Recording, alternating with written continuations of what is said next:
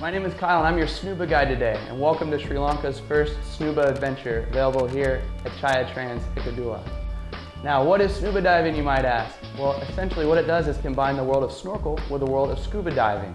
What we have is a surface supplied air system that feeds down a 6-meter hose to a regulator at the bottom.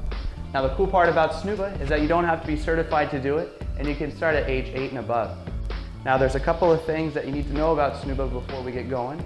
First of all, it started more than 24 years ago, and since then we've done over 6 million dives around the world. When we go scuba diving, we use a couple pieces of equipment that you need to know about before we head down. The first one we're going to use here is called a mask. You guys have probably used it before, but if not, I'll explain how it works. We simply put it on our head, making sure that all of our hair is out of the skirting, with the strap nice and secure on the back of our head and running just above our ears. If the strap gets high on our head, it's going to pull our noses up and cause a point to leak. Or if it slides down, it's going to smash our ears down and kind of pull our lip up. It's not a good look. So make sure it's nice and comfortable just under your nose. Now, throughout the dive, if you start to get some water trickling down into your mask, it's very easy to get it out, and we don't have to go to the surface to dump it out. All we have to do is press on the top of the mask. We're going to look up towards the surface and blow out our nose. Again, that's going to be press, look in, blow. That's all you got to do to clear your mask, and that's the only time we're going to breathe out our nose. If we keep breathing out of our nose throughout the dive, like so, you're going to start to fog your mask up and it's going to make it difficult to see. Now, the last thing we need to talk about before we go down is how we communicate underwater. We don't use our voices, instead we use our hands. The first thing we need to know is, are you okay? There's a question and a response I'm going to ask throughout the dive is, are you okay?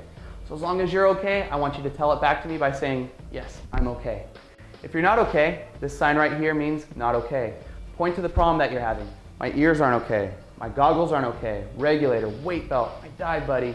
You, Kyle, you're not okay. Whatever the problem is, we try and solve everything underwater. Now, if you need to go up, thumbs up means up, thumbs down is down. This is to my left and my right. Our thumbs are directional. I'm going to point where we want to go. All right?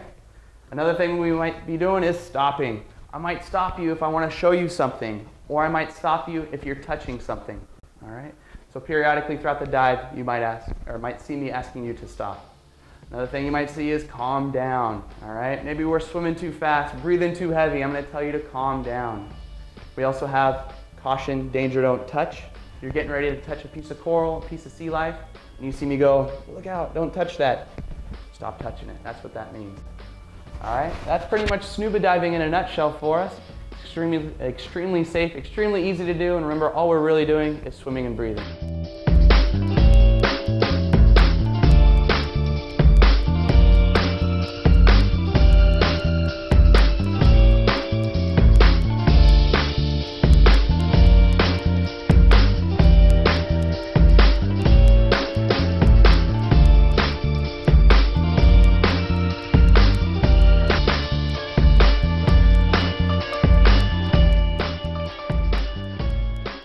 Yeah, I found it was really fun, and one of the nicest things about it was that it was so easy that even though I can swim a bit, I feel that even a person who doesn't have any experience in swimming can do it. And the highlight of today was probably we went to the sea when it was slightly rough, but then we came across this cool thing called a sea cucumber, which I hadn't actually seen before. So that was actually quite fun.